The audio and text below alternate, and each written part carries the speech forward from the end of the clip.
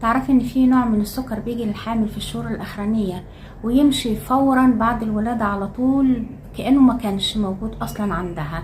والغريبه كمان ان 90% من اللي بيحصل لهم نوع السكر ده ما بيكونش عندهم اي اعراض، يعني لا بيحسوا بعطش ولا بيدخلوا حمام كتير ولا في اي عرض بيبان عليهم اطلاقا. في الفيديو ده هقولك ليه المشيمه بتلعب اللعبه دي مع جسمك، وامتى تروحي تعملي التحليل عشان تطمني وتحمي جنينك، واخليكي تقدري تقري التحاليل دي بنفسك بعد ما تطلع عشان تطمني. عشان افهمك ليه السكر بيجي في الشهور الوسطانيه والشهور الاخرانيه، طبعا المشيمه بتكبر وبتفرز هرمونات اكتر عشان خاطر نمو البيبي، لكن في مشكله صغيره ان الهرمونات دي بيبقى ليها عرض رخم جدا، وهو عرض مقاومه الانسولين في جسم الام.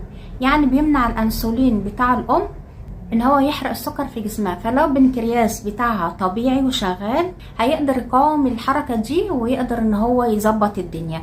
لكن لو البنكرياس بتاعها ضعيف شوية وفي مشكلة فيها او وزنها زايد قوي، ده بيخلي السكر يزيد في دمها وبيخترق المشيمة ويوصل للجنين، وهنا بتبدأ المشكلة اللي هي ايه؟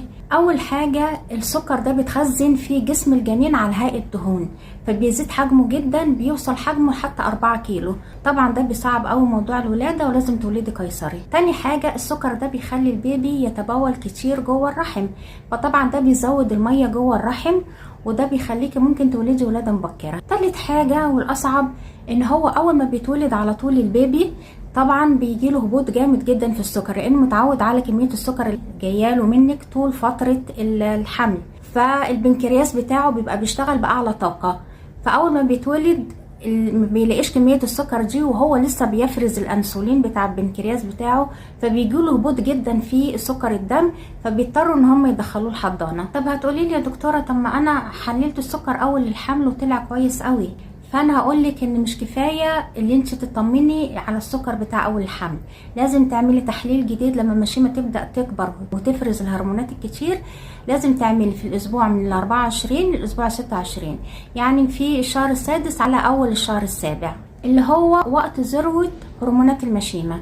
بس لو عندك تاريخ سابق قبل كده لسكر حمل، او في حد من العيله كان عنده سكر حمل، لازم تعملي التحليل ده قبليه بشويه. وبعدين لازم تعرفي ان هو مش بيبقى تحليل عادي سكر صايم او بعد الفطار بساعتين، لا ده بيبقى نوعه مختلف شويه، اسمه تحليل منحنى السكر بجرعه 75 جرام سكر.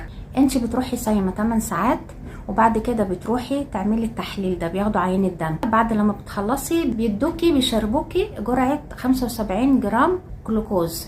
انت بتلاقيه لازع شوية وتقيل شوية، مسكر قوي قوي، بس معلش استحملي شوية عشان نعرف التحليل ده يطلع ايه. بعد